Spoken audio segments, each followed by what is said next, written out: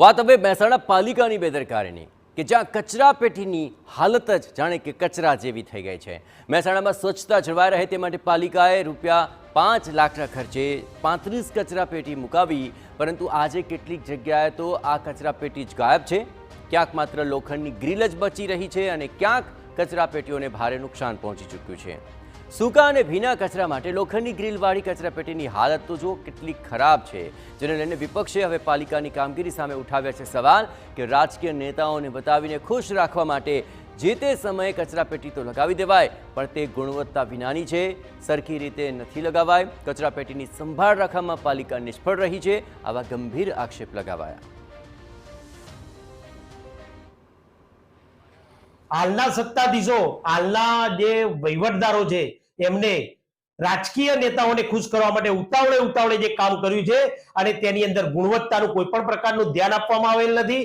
મહેસાણાની જનતાના, પ્રજાના ટેક્સના પૈસાનો વ્યય કરી રહ્યા હોય એવું ચોક્કસ મારું માનવું છે અને આ બાબતે જલ્દીમાં જલ્દી, ઝડપીમાં ઝડપી તપાસ કરવી જોઈએ અને જે પણ કોઈ જવાબદાર હોય એની માટે કાયદેસર કાર્યવાહી કરવી જોઈએ। આ બાબતે મહાનગરપાલિકા કમિશનરને સવાલ પૂછાયો તો તેમણે કહ્યું કે મને હવે જાણવા મળ્યું છે કે આ સમગ્ર બાબતે સીસીટીવીની તપાસ કરીને કાર્યવાહી કરાશે। શું સ્થિતિ છે તો મને આજે માહિતી મળી છે એવી કે અમુક જગ્યાએ ડસ્ટબિનો ડેમેજ થઈ ગયા છે અને અમુક જગ્યાએ કોઈ જગ્યાએ ડસ્ટબિનો નથી। જે સમયે ડસ્ટબિનો નાખ્યા હતા ત્યારે બહુ સારી રીતે નાખ્યા હતા, પણ કદાચ રખડતા પશુઓના કારણે કે કોઈ જગ્યાએ ટ્રાફિકની વ્યવસ્થાના કારણે કોઈ જગ્યાએ ડસ્ટબિન તૂટી ગયું હોય એવું બને છે। માહિતી મળી છે અમુક જગ્યાએ ડસ્ટબિન નથી, તો અમે એની બાબતે તપાસ કરી રહ્યા છીએ કે આ ઘટનાઓ જો બની છે તેમાં વાસ્તવિકતા શું છે।